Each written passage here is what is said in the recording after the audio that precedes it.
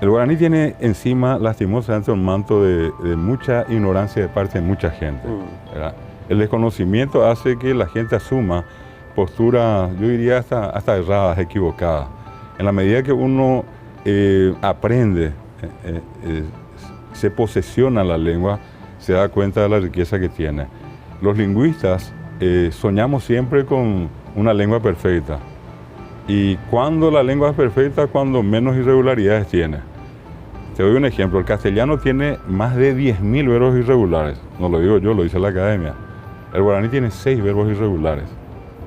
Cuando un lingüista extranjero se entera de esto, se cae de espalda. Y dice, pues ¿cómo va a tener solamente 6? Y solamente un solo verbo es absolutamente irregular, ¿verdad? ¿Qué tenés de fácil en el guaraní? Tenés que, por ejemplo, en el castellano recordar la concordancia de género y número. Por ejemplo, yo tengo que decir, ese señor alto, esa señora alta, de alto a alta, esos señores altos, alto, alta, altos, esas señoras altas, alto, alta, altos, altas. En guaraní, ¿cómo se dice? Ibate. Pe caraí, ibate. Pe cuña caraí, ibate. Umi caraí, ibate. Umi cuña caraí, ibate. No hay ibate, ibatá, ibatos, ibatás. No hay poná, ponó. Es poná y punto. Es simple, es sencillo. La conjugación. ¿Cuál es la razón por la que hoy tantas criaturas que te comentaba no acceden a la escuela? Y sencillamente porque estructuraron su conciencia, su ser lingüístico primero en guaraní.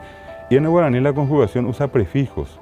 Yo digo, por ejemplo, a y después guatá, re, guatá, o, guatá. Y sin que nadie le enseñe, la criatura tiene que aprender eso en castellano, y en castellano es camín y después o, camín as, camín a, camín amos.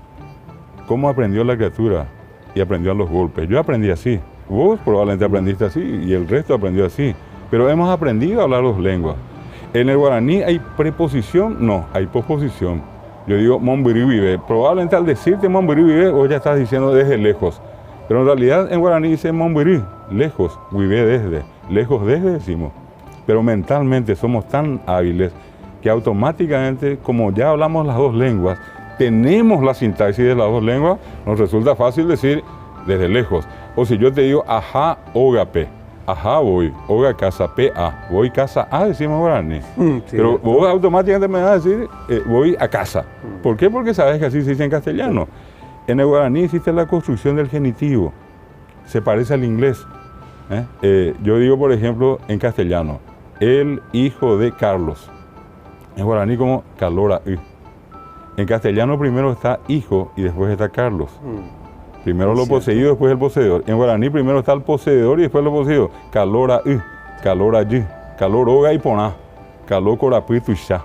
Pero primero está el poseedor y después los poseídos. Sí. Es decir, si nosotros hiciésemos un esfuerzo como paraguayos por conocer la lengua, vamos a aprender a valorar lo que es la lengua y a sentirnos más orgullosos de la lengua y de nuestro ser de paraguayos y de entender cómo es que tanto tiempo, pese a todo tipo de persecuciones que tuvo, la lengua consiguió más que sobrevivir, vivir.